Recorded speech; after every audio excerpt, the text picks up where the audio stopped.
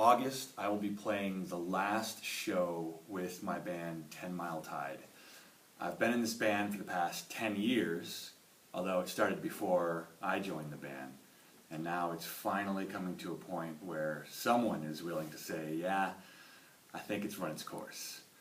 I started playing the drums when I was 12, although I've always wanted to play the drums. I didn't actually get a set until I was 12, and then just dove into it with as much enthusiasm as I could find in anything else. And it's just what I've always wanted to do. When I was all in high school, I'd spend way more time thinking about music and researching music and trying to find new music than I would paying attention to my classes.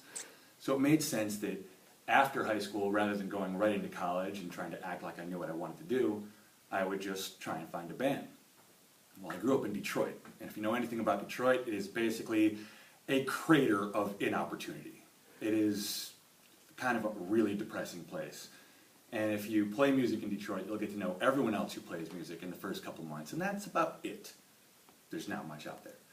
So I moved out to the West Coast when I was 19, first moved to Portland, and joined a band there, and the band had a lot of potential, but they had a lot of preconceived notions about how they were going to do things. For example, they never told me the name of the band, because they were afraid I would leak the name before they were afraid to hit the scene. Like, completely unrealistic vision of how they were going to make it. Shortly after that, I found the band 10 Mile Tide through Craigslist. They were in San Francisco, of course. I was in Portland, and I was like, well, California sounds all right. Why not make the move? So I moved on down to California, tried out for the band, and didn't make it because I didn't know any of the songs. I just drove down and listened to the album on the drive down and faked it the best I could. 3 months later, they called me back because the guy they did hire was a total mess and wasn't working out. And there you go, I'm on the band. And I spent the next 5 years touring the country with those guys. We played 42 of the 48 contiguous states. We did some crazy stuff. I mean, I had all backstage access to Madison Square Gardens when we were nominated for a Jammy. We opened up for Hootie and the Blowfish, which was weird, playing to 5,000 moms and their teenage daughters. We had a lot of really great opportunities, and we actually made quite a wave. For a while, we were the highest downloaded independent band in the world through Kazaa, the file sharing website. But Kazaa went under, and things were changing in the industry and whatnot.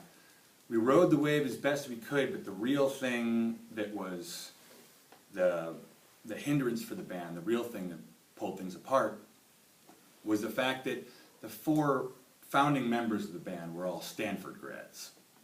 Now, it can sound like, oh, that'd be a great thing for you. Yeah, you've got these really smart guys in the band, but think about it. All they have to do is Stanford, and people throw money at them. What are they doing in a band unless it's like really what they want to do? And it wasn't. They basically just wanted to be rock stars in their 20s. So one by one, they all started dropping off. Now, one's a doctor, one's a bioengineer, one works for Netflix, and they all start falling off one by one by one, even though we actually reached a pretty high level of success.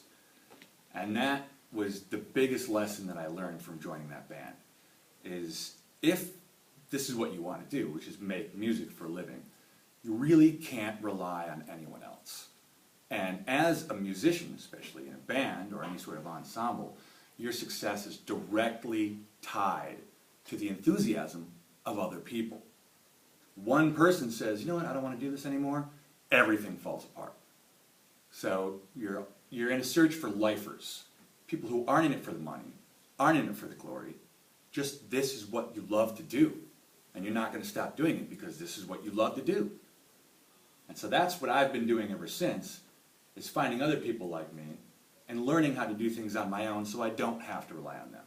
Because of this, I learned how to do audio engineering. I learned how to record my own albums. Learned how to play the piano. I'm learning how to play the guitar now.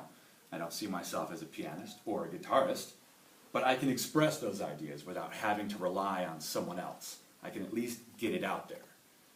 And I think it was a great learning opportunity. Clearly I had some great experiences. Now I'm looking forward to what I'm going to do in my 30s. That was my 20s. I just turned 30. Now let's see what the next 10 years brings. I think I'll be, maybe not on to bigger and better things is what they did, but I think I'll be enjoying what I'm doing more, and I think I'll be putting a lot more out there.